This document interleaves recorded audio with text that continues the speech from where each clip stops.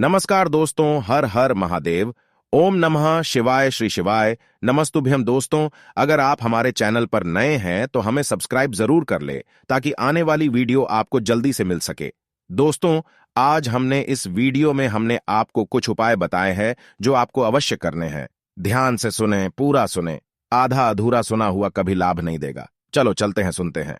नमस्कार दोस्तों, ओम नमः शिवाय श्री शिवाय नमस्तुभ्यं। जय महाकाल। जैसा कि आप सभी को पता है कि आज है शुक्रवार और इसी के साथ ज्येष्ठ मास की नवमी तिथि पड़ रही है, तो बहुत ही अच्छा दिन है, बहुत ही शुभ योग है। तो ऐसे में आपको अपने घर की सुख समृद्धि के लिए, लक्ष्मी प्राप्ति के लिए, अगर आपके घर में धन, वैभव, ऐश्वर्य की कमी है, जीवन में मान सम्मान की कमी है, घर से आर्थिक तंगी बनी रहती है, तो आपको आज के दिन एक छोटा सा उपाय करना है। इससे आपके जीवन का दुर्भाग्य सौभाग्य में बदल जाएगा और हमेशा आपके घर में सुख समृद्धि बनी रहेगी। तो इस उपाय को कैसे करना है और क्या क्या सामग्री लगेगा, पूरा इस वीडियो में बताएंगे। पूज्य गुरुदेव जी की कथा से सुनकर आपको समझाने का पूरा प्रयास करूंगा। बस इससे पहले आपसे एक छोटा सा निवेदन है कि आप वीडियो को कर दे एक लाइक और चैनल को सब्सक्राइब करके कमेंट बॉक्स में महादेव का कोई सभी प्यारा नाम हर हर महादेव जरूर लिखें।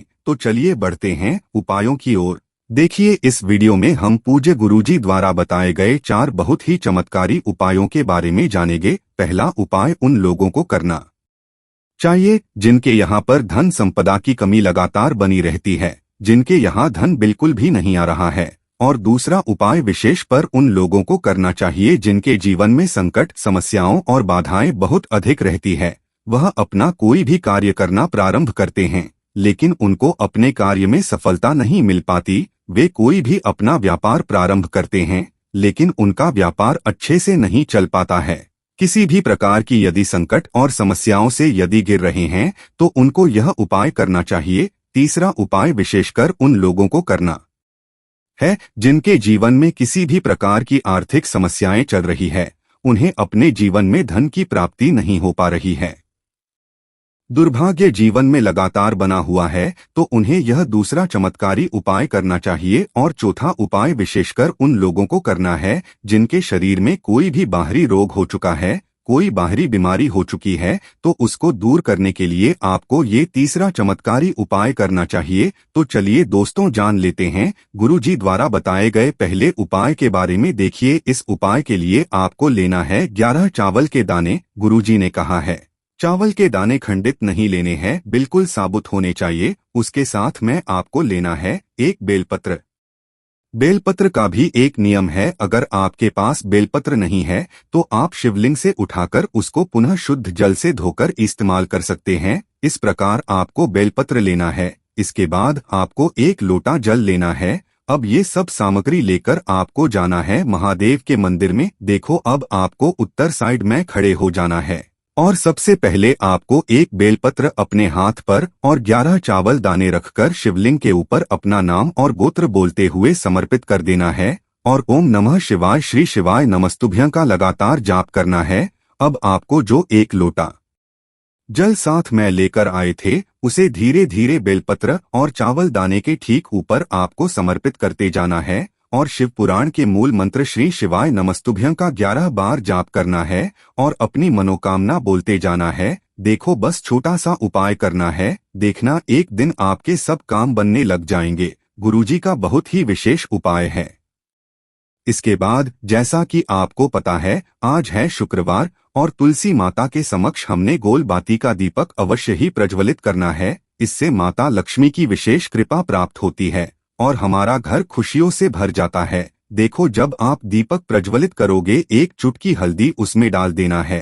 हल्दी माता लक्ष्मी को विशेष रूप से प्रिय है और अपनी मनोकामना बोलते हुए ओम महालक्ष्मी नमः का जाप कर लेना है।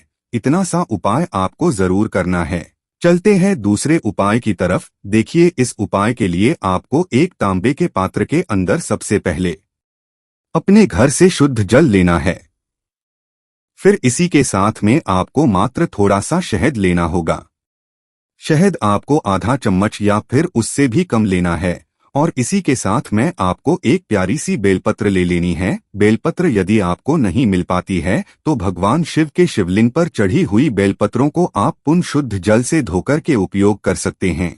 और बेलपत्र जो है वह कहीं से भी कटी फटी खंडित नहीं होनी चाहिए। अब ये तीनों सामग्री लेकर के सीधे आपको पहुंच जाना होगा भगवान शिव के मंदिर में। ये उपाय सुबह से लेकर के शाम तक किसी भी समय कर सकते हैं। देखिए, सबसे पहले तो आपके पास जो शहद है उससे आपको अपने सीधे हाथ की चींटी उंगली के जो पास वाली उंगली होती है, अनामिका उंगली, उसमें थोड़ा सा शहद आपको लेना है। और इससे फिर आपको शिवलिंग पर जहां माता सुंदरी का स्थान होता है वहां पर आपको ओम का निर्माण करना है। लेकिन जलाधारी के बिल्कुल बीच में जो स्थान होता है उससे माता अशोक सुंदरी का स्थान कहते हैं।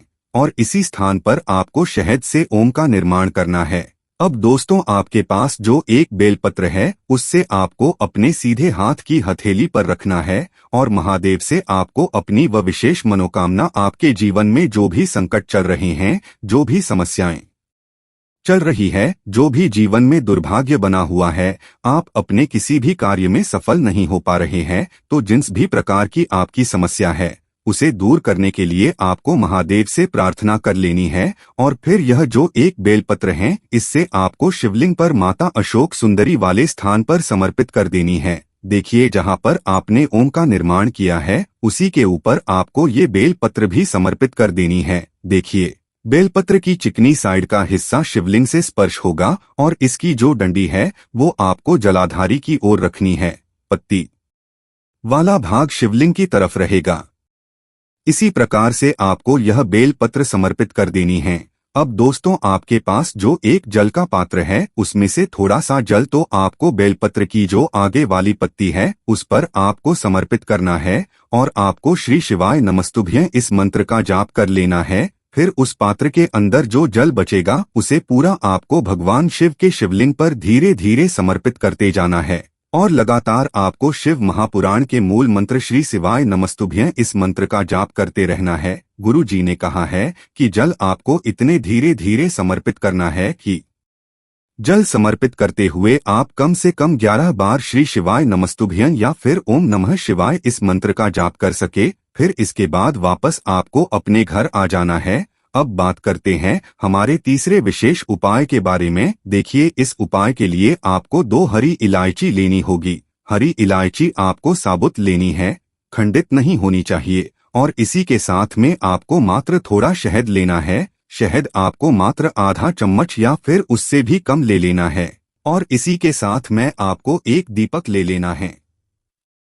दीपक आप चाहे तो मिट्टी का भी ले सकते हैं और आप चाहे तो शुद्ध आटा मढ़कर उसका दीपक भी आप तैयार कर सकते हैं। इस दीपक के अंदर आपको मौली का जो धागा आता है कलावा का, उसकी भांति का प्रयोग करना होगा। यानी कि इस दीपक के अंदर आपको लाल रंग की बाती का प्रयोग करना होगा और इस दीपक के अंदर आपको शुद्ध घी का प्रयोग करना होगा। अब यह सारी सामग्री लेकर के आपको अपने घर में जो भी मंदिर है वहां पर पहुंच जाना है और आपको माता लक्ष्मी के किसी भी स्वरूप के सामने बैठ जाना है। अगर माता लक्ष्मी की फोटो है, माता लक्ष्मी की प्रतिमा है, तो उनके सामने आपको बैठ जाना है। अगर माता पार्वती की प्रतिमा है तो उनके सामने आपको बैठ जाना है। यानी कि किसी भी माता के स्वरूप के सामने आपको बैठ जाना है। अब देखिए, सबसे पहले तो आपको माता रानी के सामने थोड़ी सी चावल की ढेरी बना देनी है। यानी कि थोड़ी सी अक्षत के दाने आपको माता रानी के सामने रखना है। उसके बाद आप जो एक दीपक लेकर के गए हैं उस दीपक को आपको उन्हीं चावल के दानों के ऊपर रख देना है और फिर इस दीपक को आपको माता रानी के सामने प्रज्वलित कर देना है। देखें, इस दीपक को प्रज्वलित करते समय आपको ओम महालक्ष्मी नमः इस मंत्र का लगातार जाप करते रहना है। दीपक को प्रज्वलित करने के बाद आप जो 2 हरी इलायची लेकर के गए हैं उसमें से एक हरी इलायची को तो आपको उसी दीपक के अंदर डाल देनी है और वहीं पर आपको कम से कम 21 बार ओम महालक्ष्मी नमः इस मंत्र का जाप कर लेना है। अब आपके पास जो शहद है और एक हरी इलायची है उसे सीधे आपको लेकर के पहुंच जाना है। भगवान शिव के मंदिर में पूज्य गुरुजी ने बताया है कि यह उपाय आपको सिर्फ और सिर्फ शाम के समय ही करना होगा। शाम को जब भी सूर्यास्त का समय होता है तो उस समय आपको ये उपाय करना है। लेकिन सबसे पहले तो आपके पास जो एक हरी इलायची है उसे आपको उस शहद के अंदर अच्छे से डुबो देना है, यानी कि शहद का लेपन उसे हरी इलायची के ऊपर चारों तरफ आपको कर देना है। अब यह जो शहद से युक्त हरी इलायची है इससे आपको भगवान शिव के शिवलिंग पर अर्पित कर देनी है और आपको वो श्री शिवाय नमस्तुभ्यं इस मंत्र का लगातार जाप करते रहना है।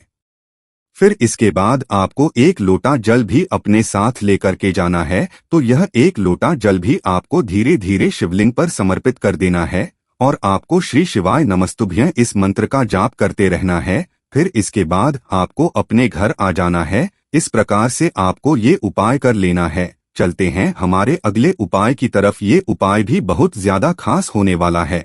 देखिए, शुक्रवार का दिन माता लक्ष्मी को समर्पित होती है और शुक्रवार के दिन हल्दी का उपाय करना यानी कि दुर्भाग्य को दूर करना और सौभाग्य की जीवन में प्राप्ति करना है। इसीलिए हमें ज्येष्ठ मास की विशेष शुक्रवार के दिन पर हल्दी के ये उपाय करने चाहिए। देखिए, आज का जो पहला उपाय है मात्र आपको एक चुटकी हल्दी से करना है। यह एक चुटकी हल्दी आपके जीवन में खुशियां लेकर के आएगी और आपकी जो किस्मत है उसे चमकाने का कार्य करेगी। देखिए दोस्तों, आपको क्या करना है। देखो, आगे बढ़ने से पहले वीडियो को एक लाइक जरूर करें। देखो, कहते हैं कि आंवले की वृक्ष में भगवान विष्णु और माता लक्ष्मी का वास होता है।